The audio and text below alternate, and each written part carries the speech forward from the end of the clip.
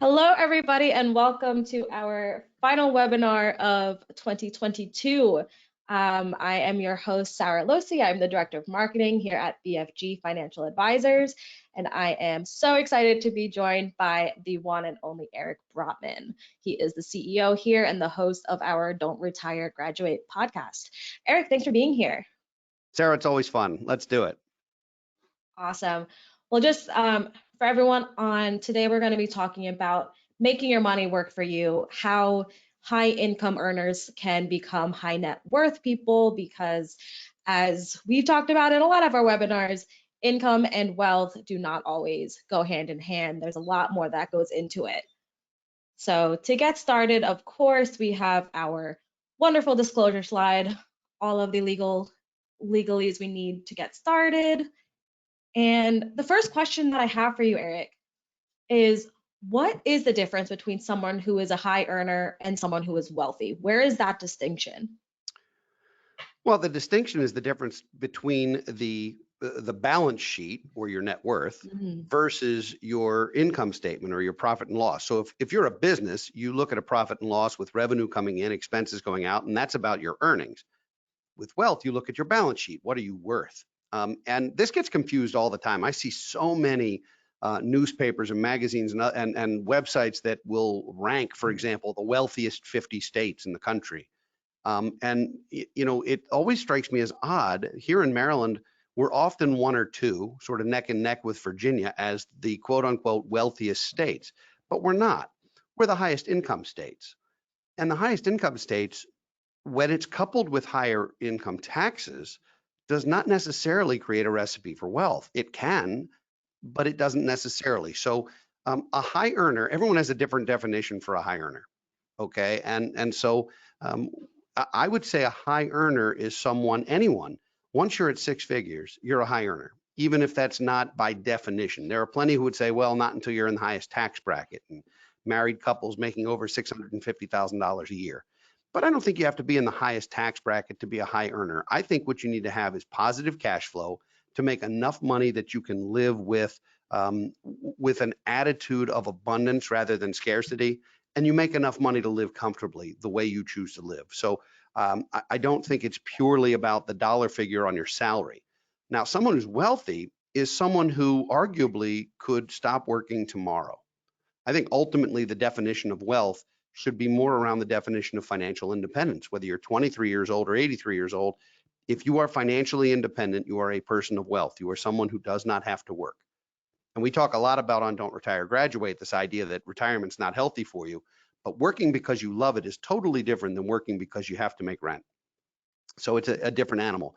And in my most recent book, I quote one of my favorite philosophers, Chris Rock, who once said that if Bill Gates woke up tomorrow morning with Oprah Winfrey's net worth, he'd want to jump out a window. And that's how wealth is so relative, because you and I could probably live very comfortably on Oprah's balance sheet. I'd be happy to try. Yeah, no, me too. Me too. Sounds good. But Bill Gates wouldn't, and that's the point. So wealth is relative. It's not necessary to be keeping up with the Joneses and try and be wealthier than your neighbor. But there's a lot of people out there who want to do better than, for example, their parents or grandparents did.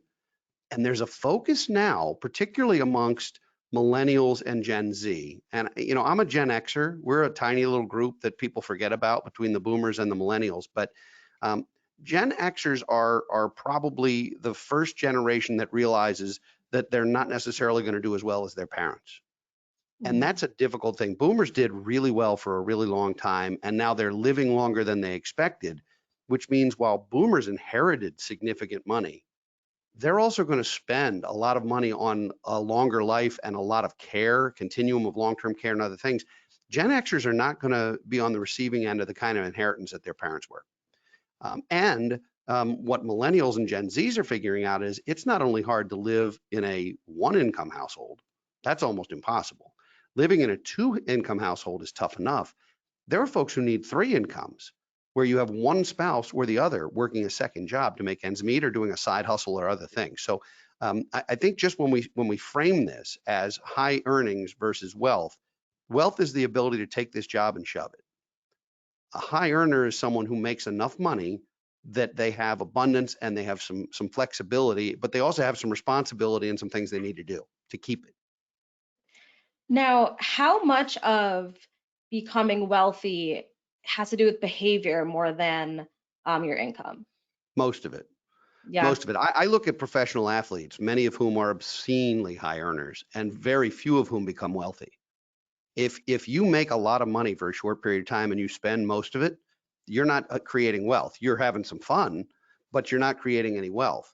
And we had, in the 30 years I've been doing this, we've had clients at what I would call a very modest income who have created enormous wealth by virtue of the fact that they've been good with their behavior.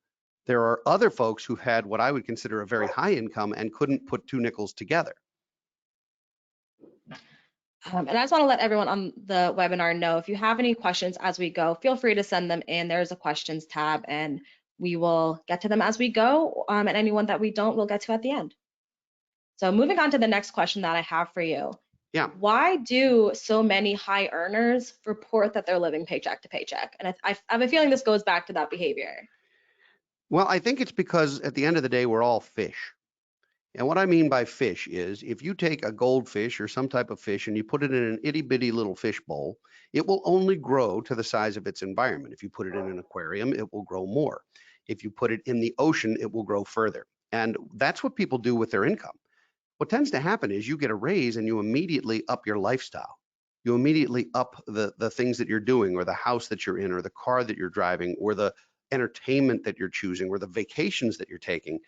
And so if your lifestyle is increasing every time your paycheck is increasing, you're not only not creating wealth, it's like running on a treadmill trying to get somewhere. Yeah, you're getting some exercise, but you're still standing where you were standing before. If you're going to run a road race, you're hoping to get somewhere, whether it's 5K or 50 miles. And in order to do that, you have to put one foot in front of the other and you have to actually get out there and do it. And so I equate that to the wealth building piece. So yes, I just referred to all the viewers as fish. But in this case, what we don't want to do is we don't want to grow to our environment so much that we can't actually build wealth. There are a lot of folks out there who make what anyone watching might say is an incredible amount of money, who aren't wealthy people. And in the great state of Texas, they refer to that as big hat, no cattle. Which means you're living real large, but at the end of the day, you're not credit worthy necessarily. You don't have a lot of resources, and you're not a wealthy person. Absolutely. Shout out to my state of Texas. So when you are earning, whether you're high income, medium income, or even low income, is there a certain amount of that income that you would recommend someone be saving? Yes, that's my entire answer. I'm only kidding. Next question. I'm only kidding. The answer is yes, and it's not the same for everyone. It depends not only on your lifestyle and what you earn, but also what you're trying to accomplish. It has a lot to do with variables that, like age, is a big determinant. The earlier you start, for people who are in their 20s, who start putting away a percentage of their income early in their careers, it will serve you for a lifetime to do that. For people who wait until they're 45 or 50 to get started, they're going to feel like it's insurmountable. And again, I'll go back to running a race. If financial independence is a race and we're all running, the sooner you start that distance, the less fast you have to run to get there by a certain amount of time. And growing wealth is no different than that. If you wait until you're 45, you're going to have to be in a dead sprint, and it's going to be uncomfortable or even impossible. Whereas if you start young, it's more of a jog and you can pace yourself for your whole career. So how much you should be saving is generally, I think it should be reflected as a percentage, not a dollar figure, so that you don't become that fish in the aquarium. So that when you do get a raise, if you're saving, say, 15% of what you make, and you get a raise and you continue to save 15% of what you make, the good news is you will be creating wealth and you won't be expanding your lifestyle beyond the adjustment of the 85% of your income that you're actually able to keep. And just for anecdotally, I said 15% as an example. I tend to think it's a barometer, but it's not a rule of thumb. It's not a one size fits all. And the reason that I say that is some people out there have significant debt, student loans or other types of consumer debt. If you do, you're not really in a position to start saving a whole lot yet. You might have to be paying down principal on your debt. But I would argue that paying extra principal beyond what's due is a form of saving. Even though you're not building a sandcastle, you are filling in a hole in the sand. And so that's still a productive thing. And so I think you start with a percentage in mind. I don't think anyone should be under 15%, but 15% won't get everyone there. Some people have to be at 20 or 25 or 30 or more. And a lot of that has to do with how soon you start. If you start early, it's manageable. And if you wait till it's late, it's almost impossible. Now, when you say 15%, does all of that have to come directly from you? No, no. If you're fortunate enough to work for a company with a match on your 401k or 403b or your HSA or other accounts, the amount of the match counts. So if, let's say you're working for a company where if you put 6% into your 401k, they put in 3% of your salary. That's 9. So you only need to come up with another 6 in order to hit that 15. And I just want to caution folks that 15% is not a magical recipe for wealth building. It is a good starting point though. And once you're free of adverse debt, if you can get to living on 85% of your income and keep that as your income goes up, because even with just a basic inflation rate, if it's 3 or 4 or 5%, I know it's higher than that now and it's lower than that, for the last 20 years, but with just basic inflation, if all you do is get a cost of living adjustment every year on your salary nominally will double every 15 to 20 years. And if that's true, and you're saving 15% of it, then the amount you're saving each year will double every 15 to 20 years, which could be 2 or 3 times during your career. So it's an exponential curve, not to get wonky and nerdy, but instead of a straight line linear, it's an exponential curve, and you really do build some momentum. And the one thing that you cannot ever get back is time. Because if you start 5 years later than you arguably should, it either means you're going to come up short, or you have to work 5 years longer, or you have 5 years before you're hitting financial independence. And that might be impossible based on health or other family issues or other things. So starting early and getting to that 15% is a good first step. And when you said arguably when you should be starting, I know you always say that's something that you should start when you get your first paycheck. So whether it's right out of high school, right out of college, for anyone here that's a parent, how can they be trying to encourage their children to start this when they're still in that good age? Well, it's a great question. And I think kids, as soon as they're 14 years old and have some kind of job, kids become eligible to fund, for example, a Roth IRA. And if the kids need the money that they're making for various things, or they don't want to put it all into something they can't touch for 45 years, which I understand at 14, parents who are of a certain level of means can make those contributions on behalf of their kids to an account that'll grow potentially tax-free for the rest of their lives. And if you're 14, that should be a very, very long time. So you can begin creating habits for your kids as soon as they get a first paycheck to start putting money away for long term. You can also teach kids with allowance. We've done programs like this on money and kids, and you can teach kids whether they're getting an allowance or they're doing some kind of chores or other things, where you take a portion of what they're earning and you put it in a jar for long-term savings, and they wind up with a little bank account. It's not going to change the world, but it may change their behavior and their mindset of that's just a habit you get into. Now, when kids get out of school and they've got their first job, some of them are going to be paying back student loans. That's an ugly reality of the current academic environment. But if they're not paying back student loans, they should be contributing immediately to various things, especially if there's something through their employer. Hopefully mom and dad don't have to help at that point, especially if mom and dad or grandparents or other family members got you out of school without student loans. You're on your own now. Go get it. You have every possible advantage. If you've got big student loans, then a little help from the parents can be helpful if your family has the wherewithal to do it. Not every family does. Sure. And you had mentioned employer benefits, so that's a perfect segue into my next question for you, which is how can I use those employee benefits to grow my net worth? Anytime anyone wants to give you money for just about nothing, take it. That's a very simple rule of thumb. And in this case, a 401k match is a perfect example. You may have to put money into your retirement plan in order to qualify. But if you qualify for that match and the company makes a matching contribution, it's literally a raise. It's free money. And it is free money that will grow tax deferred for the rest of your life.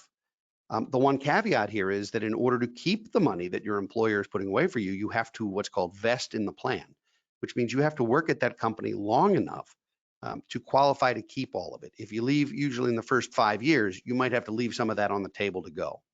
And I know, millennials and Gen Z like to change jobs every 45 days or so, but us Gen Xers like to go 5 to 10 years, and the boomers never quit their jobs. They just do it for 30 years. So it's important to vest. It's not just 401ks though. It's also other benefits that your employer may have that you can use to offset some of your costs. It might be employer paid or partially paid health insurance.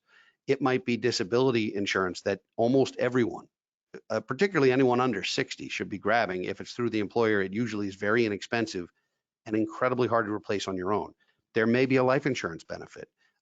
I would say if you don't have children and you don't have a family to support, you don't need to buy up any extra life insurance. But if they give you some for free, take it, sign up for it. Your HSA, your health savings account, if you're in a high deductible health plan, sometimes employers will make contributions on your behalf to your HSA. That's more free money that you can continue to grow potentially tax-free for a long time. You may have prepaid legal services. You may have daycare services. There might be a flexible spending account for dependent care, which is a way to take advantage of your employer plan to essentially get some tax deduction for the daycare that your kids are getting. Same thing's true with healthcare. There are flexible spending accounts for healthcare that if your employer makes it available, you put money in and it'll help you write off the cost of your eyeglasses or your dental exams. So there are lots of ways to use your benefits, not just sort of on the big stuff. And when people think employee benefits, they tend to think health insurance and retirement plan. And that's a great place to start. But if you look through your benefit handbook, which for a lot of us is 80 pages, there's a lot in there and it's worth looking at. And if you need help, talk to your financial advisor or talk to somebody. I know when I got my first job, I was grossly overwhelmed by it all. There was a stock purchase plan with a discount and all this stuff, and I could barely put cream cheese on my bagel in the morning. I could barely pay rent. So I didn't sign up for just about anything because I was just bootstrapping, and I get that, and that's true. But I also made the mistake of asking my father for help in choosing my employee benefits. And I was 22 years old and he was 55 years old, and he gave me advice for a 55-year-old, which was terrible advice. I love you, Dad, but that was not good advice. And so the decisions that I made were really the blind leading the blind. So if you had, and your HR department's not allowed to help you very much. There are laws that prevent them from being advisors, so to speak. So if you have a financial advisor, if your parents have a financial advisor, they may be able to help you with some of these decisions. It's a lot. As an anecdote, we have a client overseas in Europe, and I just got the employee benefit handbook from them yesterday as we record this. It was 475 pages long. So I've never been more thrilled to be an American taxpayer than I was when I saw what was almost a phone book length giant tome of an employee benefit manual. I've never seen anything like it. And it wasn't just like half English, half French. It was this was the English version. It was almost 500 pages long. So it is important to read it. It is important to understand it. It's important to choose wisely. And if you really don't know what you're doing, get some help. Now, something you mentioned is something that I get asked very regularly. Anytime HSA or FSA gets brought up, people don't seem to know the difference between the two. And I know you like to call the HSA the best tax planning tool or something like that, that compliance loves when we say. But what is the difference between those two for anyone who's not sure? In a nutshell, the FSA, the flexible spending account, is use it or lose it. And there's some small carryover provisions, but at the end of the day, you have to make an election at the beginning of the year in terms of how much you're going to put away. And then you have to use it that calendar year. And if you don't, you lose it. So what people historically would do is they'd put money in their FSA thinking, hey, great tax deduction. They'd have $1,200 left over at the end of the year, and they'd go get 4 pair of glasses that they didn't need just so they didn't eat the money. Ophthalmologists love this, by the way. You know, the lens crafters of the world can't wait for that to happen. But the fact is that's not the best use of your resources. And HSA, on the other hand, is not use it or lose it. You can contribute and you can grow the money and even invest the money. It doesn't even have to sit in cash for your entire adult life. And so for people who can afford to do it, if you can afford to pay the deductible out of pocket and fund an HSA, and I realize brand new hires are going to struggle with that. That's just not a reality. But for people who've begun to build some resources, If you can do that, it's better than any 401k or retirement plan on the planet, because every single account you can think of has some form of taxes either on the way in or on the way out, except the HSA. It's the only thing I know of that can be tax deductibly federally on the way in and tax-free on the way out, as long as it's used for healthcare. And you don't even have to file claims the same year. Your FSA has to get used the year you fund it. Your HSA, you can file claims 3 years from now for 3 years worth of claims just because you need some money. So it's great for emergencies, but it's also an incredible tax tool. FSAs, they're fine if you know you're going to get a dental exam or an eye exam or something little. Now, here's another caveat. That's the FSA for healthcare. There's also an FSA for dependent care. If you've got kids in daycare and you qualify for the benefits under these, you can put up to $5,000 a year away and use that directly to pay for daycare. It gets you a tax deduction for up to $5,000 a year. That's a big deal. And anyone with kids in daycare, because of either being a single parent or a 2 working household, ought to be doing that in their sleep, because you're paying the daycare anyway. You might as well let the government subsidize some of it. Might as well. Thanks for clarifying that. I know it's something that a lot of people are confused about. So once we've started building our wealth, we've used employee benefits, we've used all of these accounts, how can we protect it? Well, you can hire bodyguards. That's one way. Protecting your wealth is akin to digging a moat around your castle. All right. The castle is the wealth you've built. It's the family you have. It's your loved ones, but it's also your possessions, your account balances. Protecting it is, that's the moat. That's where you try and make sure there are no creditors or predators. In medieval times, it was invaders. Now it's really predators and creditors. And that could be a lot of different things. But to me, risk management is made up partially of insurance solutions. And I believe in using insurance for any risk you cannot bear. If you can bear it, you don't need to insure it away. You don't need to insure against the little dings and scratches on the car. You do have to insure against a car accident that gets you sued because somebody's injured or killed. So insuring against the big risks that would sink your ship, very, very important. Insuring against the little stuff, I don't frankly worry about most of the time. So insurance is part of the risk management plan. It's not the only thing, though. You also want to look at things like credit monitoring and identity theft protection. You want to look at things like legal documents, whether it's legal documents for a pre or post nuptial agreement because you're getting married, whether they're business agreements because you have a business partner, whether it's estate planning documents because you want to make sure that the right things happen when somebody gets sick or gets hurt or dies. There's a lot of different types of risk management, and a good solid risk management plan, while it may create some cost to you, the cost is generally very small relative to what the benefit would be in the event you need it. And so I think it makes no sense to build a ton of wealth only to have it thrown away because you don't have the right car insurance plan or the right disability insurance. That makes sense. Now, I have a feeling this question is going to be kind of hard to answer, but should I be saving my money post or pre-tax? This depends on a lot of things. It depends on your current income and therefore your tax bracket, but it also depends on where you think your future income or tax bracket may be. And that is a combination of things that will create that. Your future tax bracket is going to be made up of 2 factors. One, how much income do you have that's taxable, which is a function largely of how well you've built wealth and how much you've saved. And the other is the function of tax policy at the federal, state, or local level.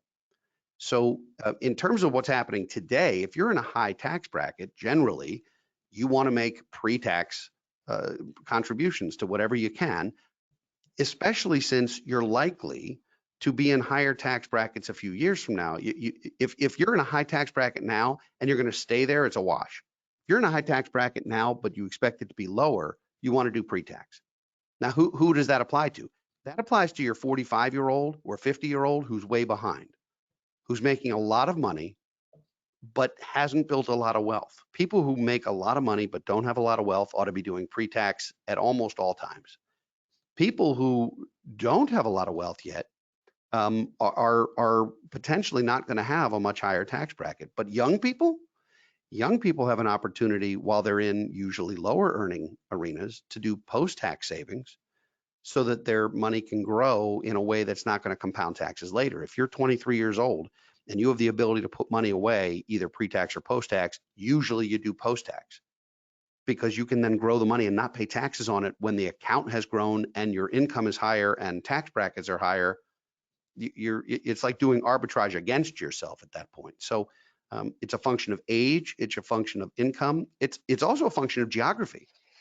You say, well, how is it a function of geography? Well, if you live in a high tax state, if you're in New York, New Jersey, California, Maryland, and you're paying a lot in income taxes, doing pre-tax contributions to those things, particularly if you think you might relocate to the states that don't do that, the Nevadas, the Texas, the Florida, the Delaware, if you're contemplating a geographic move, you can actually take tax deductions at the point in time where you're paying a higher tax and then take income at a point in time where you're taking a lower tax. That's one of the reasons people migrate to Florida. It's not just the sunshine. So that's in a nutshell. You also have to believe that the government's not going to change the rules, at least on some level. And we know that there are hundreds of tax code changes every year in the US, across the US. There has to be a belief that the Roth IRA provisions are going to be honored down the road, that the 401k provisions, that all these rules are going to be honored. And none of us know what's going to happen. We can only play by the rule book as it's here. But betting on tax policy or betting on government's a lot like playing Monopoly at your friend's house and letting your friends change the rules in the middle of the game. So you do the best you can with what the rules are, but you don't really know what they're going to be down the road. So if you can afford to do both pre and post tax savings, you can create what's called tax diversification, which I think is really helpful. It's good when you get to retirement age or financial independence and you're starting to use your assets. It's good to have not all of it be ordinary income. If everything you put away was in a traditional 401k or IRA and all of it's going to be taxable to you when you retire, it's like getting a paycheck. You're going to have no tax shelter at all. So if some of it's in capital gains property where you're not in a retirement plan, or some of it's in a Roth where you're not going to pay taxes on it, or an HSA, I think you make out better that way. So I gave you a very long answer to a very short question, but I could answer every single one of these with "it depends." This one is particularly difficult because so many variables come into play and everybody's different. Now, did you imply that anyone would ever cheat at Monopoly? It's not cheating. It's if you are Oh, allowed to okay. change the rules, the government's allowed to change the rules. I'm not calling them cheaters because they might see this. If you're allowed to change the rules and the rules include changing a provision, if Boardwalk was suddenly triple the cost or half the cost, it would change the game. And the same thing's true with policies around retirement plans or health insurance. Or, I mean, if we get to a day where Social Security, for example, and I'm not alleging this, but if we get to a day where Social Security is means tested or doesn't exist for some people, there's going to be a swath of the population who feels like the rules have been changed midway and we've been cheated or this isn't fair. There's no question there will be a swath of people who feel that. Whether that stops this from happening at some point, I don't know. And this is not a political statement. It's that there's change constantly. When there is a new Congress, when there's new state legislatures, when there's a new White House, there will be changes all the time. And so staying flexible and having tax diversification, I think, is just the best practice no matter what. Fair enough. Now, this is not something that I have to deal with, but it is something that you will in the near future. Well, not so near. I hopefully not near. What's the best You, way that you you know can something leave I your... don't know? I mean, I didn't want to tell you. I mean, yeah. Did you hear something I didn't know? There are lots of ways to leave wealth to not just children, but to any loved ones, whether it's a surviving spouse, whether it's parents maybe who are in need, whether it's your kids or grandkids, whether it's charity. I mean, we could certainly talk about that as well. And we've done a program recently on estate planning, one of the webinars. So it's in the library here. If you want to check that out, we'll go deeper with it. But the best way to leave wealth to your children is, number one, in a way that doesn't ruin them. And I'll explain that in a minute. And number two, in a way that doesn't overly burden them. So there are lots of folks who say, I'm going to spend my last nickel on my last breath. And if you're that person, God love you. If you know when that last breath's going to be and you can time it perfectly. I remember seeing a book on my father's desk when I was a kid, and it was How to Die Broke. That's a real book. I hid it from him. But nonetheless, it's, Fair. yeah. So there are lots of ways to do it. What you don't want to do is you don't want to create disincentive to thrive. You know, Adam Sandler made the movie Billy Madison for a reason. It's a hysterical movie. It's not for children, but it's a hysterical movie. And basically, what it's about is a trust baby who winds up with so much money that he never applies for education, never gets a job, never does anything. And while we can laugh at it from a Hollywood standpoint, it does happen. And people who suddenly are recipients of big wealth, especially as young people, are not usually prepared for that and won't make the best decisions. I can tell you right now, if a windfall were to hit me today, I would handle it differently than I would have when I was 23. It's just the reality of being an adult. And so the piece of this that I think is important is do not ruin your children. By the same time, don't make them victims. Don't make them easy to prey upon, because some of this is complicated. And you know, I mentioned professional athletes earlier. Some of these professional athletes are very young people with suddenly a lot of income, and they get preyed upon. They get absolutely hoodwinked by clingers on every place. Your kids could be in that situation. There's a reason why lottery winners stay anonymous. They don't want people to know that they have those kinds of resources. You also don't want to burden your kids. There are ways to leave money to your kids that are going to create serious tax issues or liquidity issues, you know, or really hard decisions. For example, if you have a beach house in the Outer Banks somewhere, and you have 5 children, and you leave that beach house to your 5 children, those 5 children have to figure out what to do with it collectively. I've seen this go wrong far more than I've seen it go right, because 2 of the kids want to sell it, one of them wants to rent it, one of them wants to use it, and one of them wants to live in it. And it sounds funny, but it's a disaster, and it will mess Thanksgiving up forever if that becomes the albatross. So having the right legal documents, having the right trusts, having the right ways to protect these assets, not only from creditors and predators, but also from your kids. It's not that they're bad people, it's that they're inexperienced. And it's better to leave money in a way that allows them to learn and grow into it than it is for them to suddenly have this windfall. So leave it in a tax favored way if you can. Leave it in a sheltered, creditor protected way if you can. Leave it in a way that will protect them from a current or future spouse. It's a horrible thing to say, but if you leave money to your 23-year-old kid and you don't like that kid's spouse, there are lots of mistakes that he or she could make that could cause that to wind up in a family that's not yours, and you may not want that.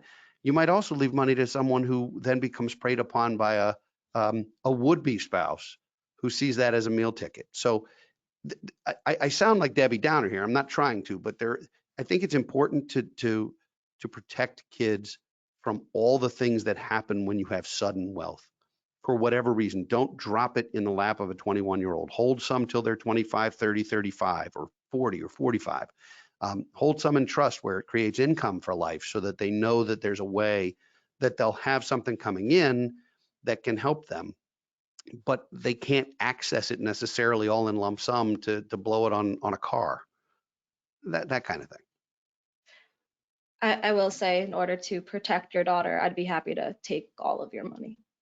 That's great. No, you're going to have to be the executor for the estate. I'm going to put you in charge of everything and to give the money Okay. to her. I'm gonna rewrite some stuff. Oh, It's fine. great. It's fine. Appreciate you. So we're starting to grow that wealth, and it's starting to add up. What kind of, as we do this and Mhm. as we go, what are the decisions and the considerations we should be making? I think at some point you need to decide who your trusted advisors are going to be. You know, when you're just getting started, it's possible to do it yourself, sometimes in a really easy way. As you start to build wealth, you have tax decisions to make, legal decisions to make, financial decisions to make. And as it gets more complicated, I think it's really helpful to have professional advice. I would absolutely not file my own tax return, not because I don't understand tax returns, but because someone who dedicates their professional life to doing income tax planning and tax returns is going to do a better job than I am, even with some of the ancillary knowledge that I possess doing what I do. So I think it's important to have a CPA, a trusted advisor from a tax perspective. I think it's important to have the right legal counsel, estate planning, family planning. I think those things matter. And I think it makes sense for most people to have a financial advisor. That sounds self-serving, but the reality is most of the time, people with financial advisors are less likely to make decisions emotionally or without some forethought than they are if they have a dispassionate accountability partner. And so I think a lot of the value of financial advisors isn't necessarily our background or education. We're not necessarily going to pick a better fund than you are. That's foolish. And anyone who says they can beat markets is wrong. Run.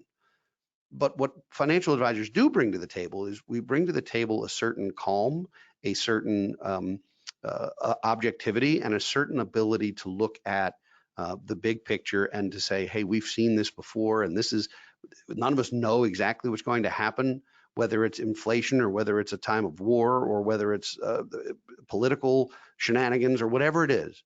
None of us really know exactly what's going to happen, but we've seen a lot of this before, and we've seen some of the mistakes people make and also some of the really positive things that people do. And we can hold somebody's hand a little bit and say, it's going to be okay. We've planned for this. We're ready for this. And so finding that trusted advisor makes sense. I also think there are other advisors you should consider beyond just the tax, legal, and financial. I think it's worthwhile to have a mortgage advisor rather than just be shopping online. I think it's helpful to have a real estate agent. No, there's lots of people who want to do it themselves. And actually on the buying side, I'm not sure that's a big deal, but on the selling side, I want an advocate who's going to help me get the best price for the piece of real estate I'm selling. And even on the buying side, seeing things that maybe, especially as a first-time buyer, you're not used to seeing would be helpful. I think it's good to have a good insurance agent. You don't want to just go online and whoever advertised during your favorite show last night, you go online and you get a quote and you buy it. There's more to that that's specific to you. It's not just check a box if you own watercraft. There's a lot more to it because we're not all the same. Our balance sheets aren't the same. And then lastly, what I'd say is with all of these advisors, insurance and mortgage and banking and legal and tax and financial and all that stuff, make sure they know each other. Make sure they communicate with each other. I liken this to a huddle in football. You're the quarterback, it's your money. But having someone in your ear as the offensive coordinator so you can call the play and all of these people are on the same page helps. It helps you avoid a tax mistake that your investment advisor makes. It helps you avoid an estate mistake that your life insurance agent makes. It makes you, not subject to how much mortgage can you afford or how much can you qualify for, but what really makes sense. And so having communication between these folks, I think, is a really big deal. Definitely. Now we're going to be getting to questions in just a minute. So if anyone else has any questions, just send them in. If we don't get to them now, we'll get to them after the event. So just before we get to those questions, we do have this QR code. Eric, do you want to talk about what this is? Well, it looks kind of like a piggy bank with a coin, and the coin is the Q. Oh, you mean what it means? No, I was just, what is it? How does it speak to you? Well, it speaks to me like savings. For anyone who's interested in a consultation with our firm, with BFG, what I would encourage you to do is use that QR code. We'll schedule a phone call with one of our advisors. We'll determine whether it makes sense for us to sit down and get together. And if it does, we don't charge anything for an initial session. It's a way to make sure that that we're the right fit for you and that we can help you with what you're looking for. So it's an opportunity to meet with one of our financial advisors, either by phone or Zoom, or in person if you happen to be local to us. And we'd love to. I mean, this is a whole lot of fun for us. We do it every day, and the firm has been impactful to a lot of lives. So we're enthusiastic to meet new folks and work with them. Awesome. So yeah, if anyone wants to scan that code and schedule a call or just respond to the emails you got about this event, and we can get that set up for you. But now questions about anything we've talked about. The first one that someone wants to know, if you've been earning money and not really saving or building that wealth, is there any easy steps that you'd recommend someone takes, or like the first steps to really start saving? Well, everyone's first step is going to be different because it depends where you are along that race. I think it's helpful to have a resource or an advocate to help you. And actually, that sort of plays into the whole Don't Retire, Graduate book and workbook that we put out that is available on our site. It is a step-by-step way to start building a financial plan, and you can pick it up wherever you are. So if it's starting in debt, or if it's starting not in debt but not saving a whole lot, or if it's starting with 3 kids and 2 mortgages, you can sort of pick up along the way, and there are activities and a workbook to go with it to go through that and build your own plan. Alternatively, if you don't want to try and do this yourself, even initially, that's what this consultation's for. Let's have a chat, because to try and pinpoint what your first step ought to be is impossible. I don't know nearly enough about you. That's kind of like calling a physician and saying something hurts. I don't really know what it is, but will you give me a pill? And the answer is no, I can't do that. But we will certainly meet with you and see if it makes sense. And if we can help you or point you in the right direction, we'll be delighted. I will also say that if there are business owners watching, we have a program for corporate financial wellness that we're doing for various businesses that allows you to get your employees some really solid objective advice on a number of things. It doesn't compete with your HR department. It doesn't compete with your benefit providers. It just allows your employees to have an ear of a financial advisor and get some advice. So that exists also, and you can find that on our website as well. And about that book Eric mentioned with, it's called Don't Retire, Graduate. All month it is actually on sale on Amazon. The ebook version is just $1 this month. So if anyone wants to pick it up, now is the best time to do it. It's $1? We just got. We're selling it for $1? We are. Listen, and it's priceless. It's almost costless, and it's priceless. You might as well. It's the best time to do it. Honestly. We just got a question from Tara. She wants to know, would you advise taking a withdrawal from a 401k to pay off school loans that have payments that are tripling due to income determined payback terms and or variable rates? Tara, good question. The answer is doubtful. It's doubtful that I would have someone do that, although I won't say it's impossible. There's exceptions to every rule. I think what we'd want to do is take inventory first, figure out what other options exist. Are there other places to go to refinance some of that debt to get the student loan, noose from around your neck?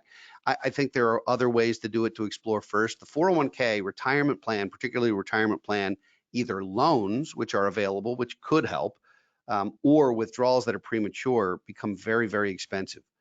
And so I would encourage you not to do that unless you absolutely have to. I consider that. I won't say it's the last resort, because payday loans and certain other predatory loans would be last resort, but it's close to last resort. So if there are other resources, other things that can be done, I think it's time to be creative with it. So a question that I actually got a lot while I was in the home buying process myself was, why not just take from a 401k to have a down payment on a house? And I know there's some other allowances for that. So what's your take on that? There are rules that allow young people, first-time home buyers, to take money from a Roth IRA without a premature withdrawal penalty. I think it's only 10 grand, but there are provisions in some of those plans that allow you to do that for your first home, and that's reasonable.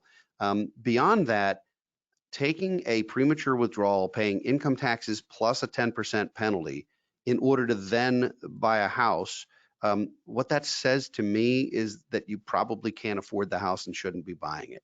If you have to, it's one thing to finance a home. You don't have to pay cash for it. Of course, lots of us have mortgages.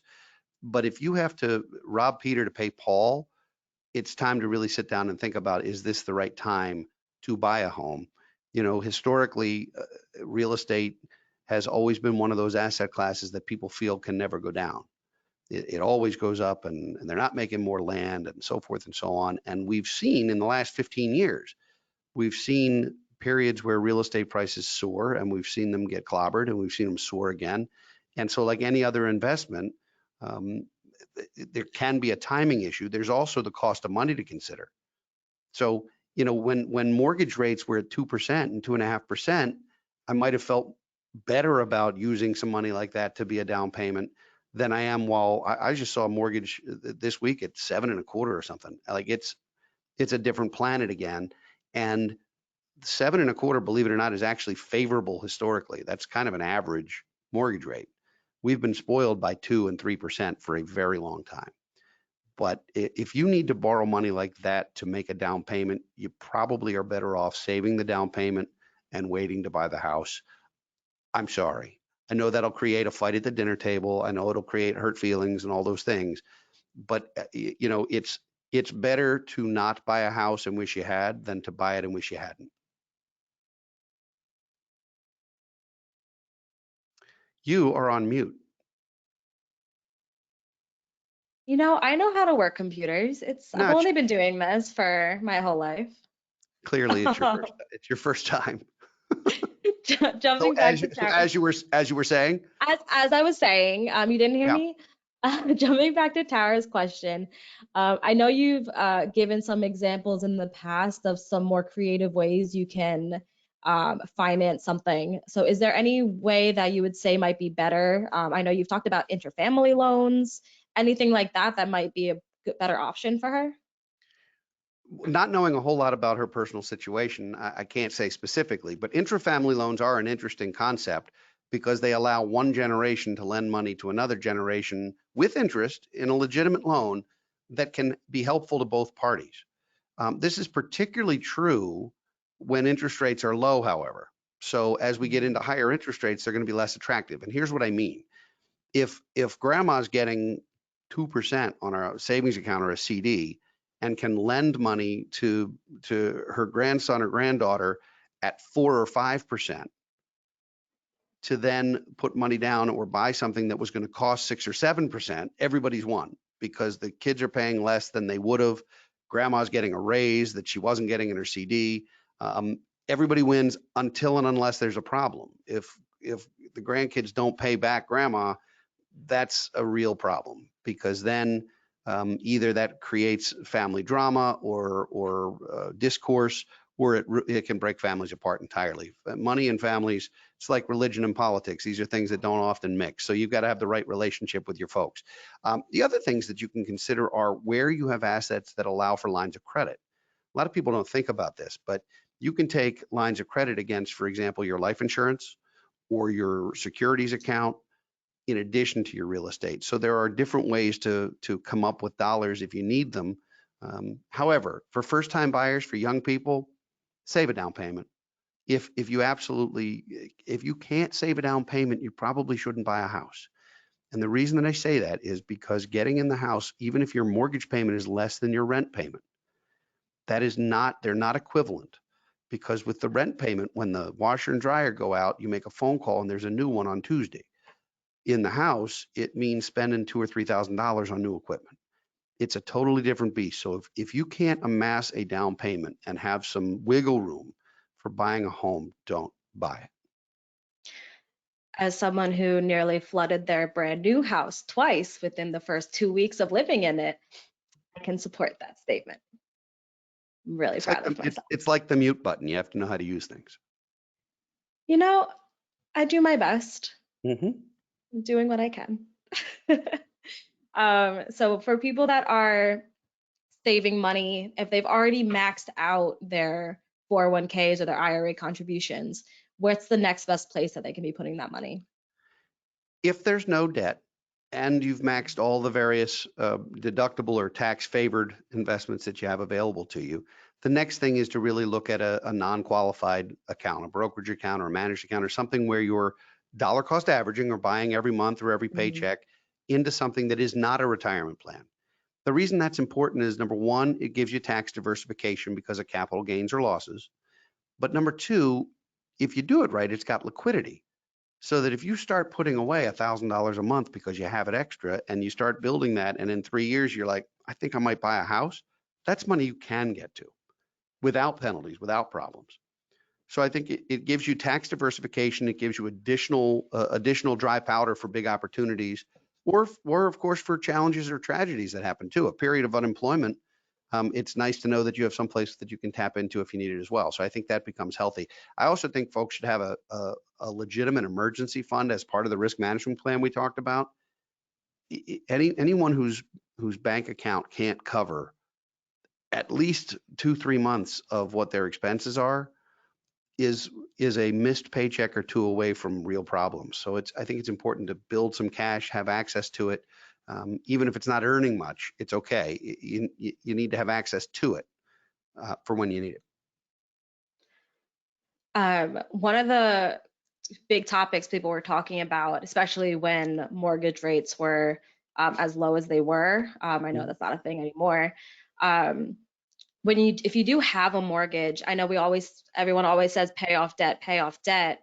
Should you be working harder to pay off that mortgage or taking money to invest instead? Well, if your mortgage is at 2 or 3%, the answer is no.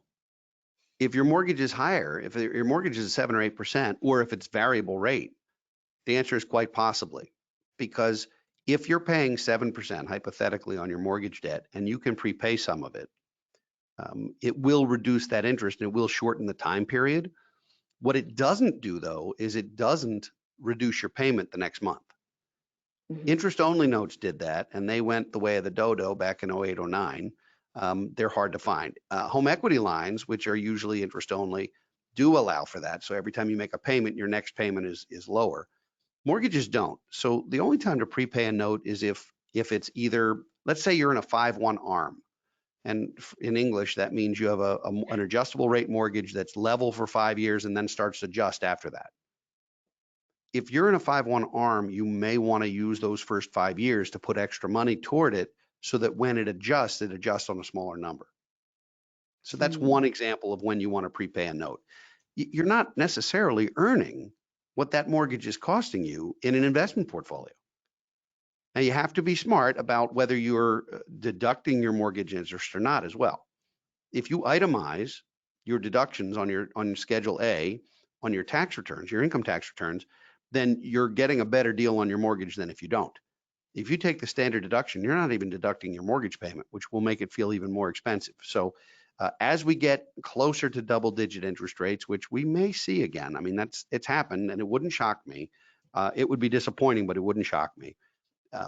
As we get closer to that, it's potentially time to start thinking about adjustable notes again that can actually reset downward when this spike stops, or it's a good time to wait to buy. I mean, the people who are buying right now lots of them are buying with cash because they have it and because folks are selling homes they can't afford anymore.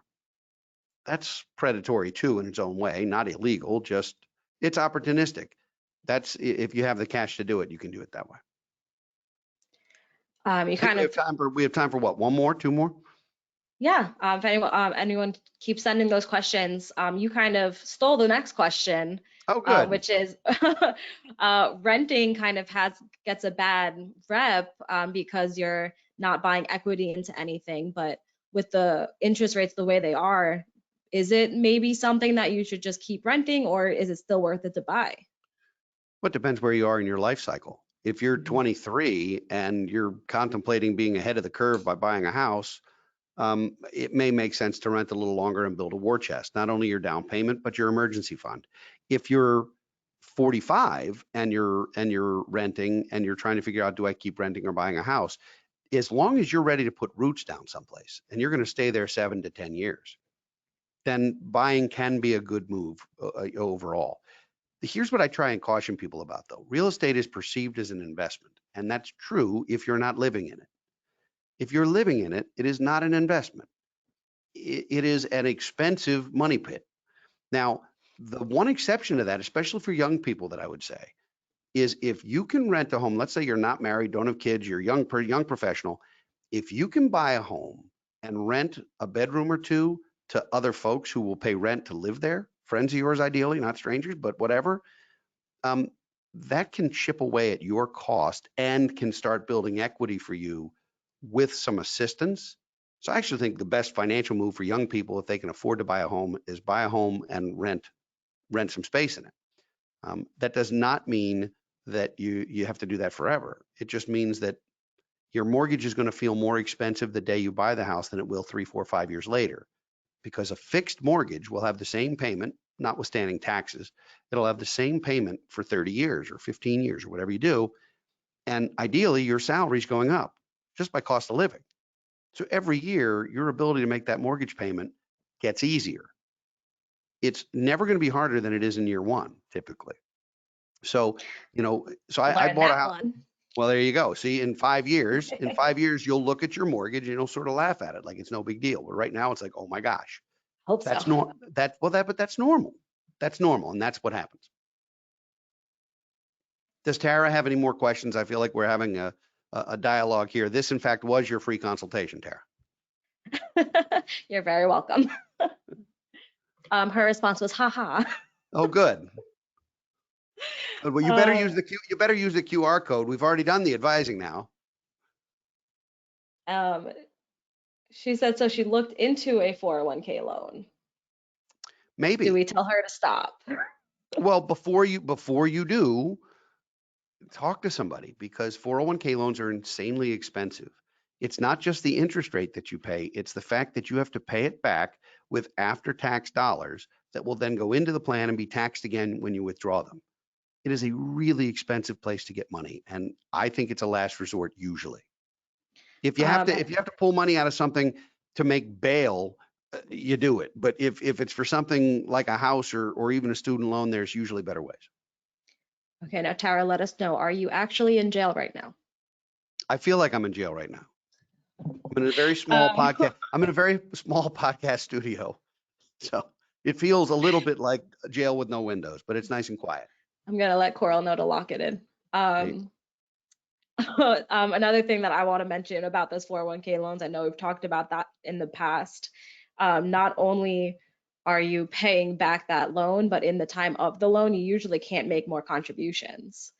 So is that correct? No, that's not correct. You can make contributions. What you can't do is you can't do a rollover. You can't, if you change employers, you can't roll the money. You actually have to pay it back in lump sum in order to have the funds be mobile. That can be a real problem. So you can wind up stuck with your employer or having to come up with a lot of money otherwise. So, but no, you can still contribute as long as you're making the loan payments.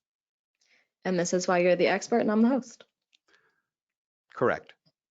That's all the questions, unless anyone has Tara wants to know if it would be better to do a personal loan. This really is her free consultation.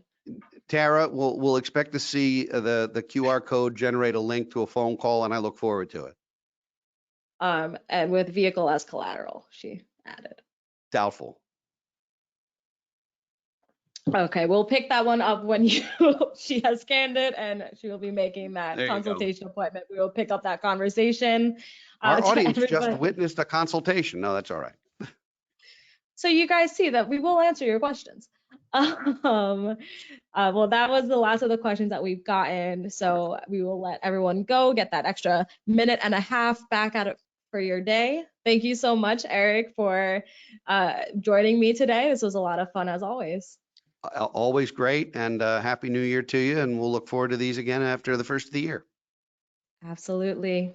Everyone enjoy their day. Take care.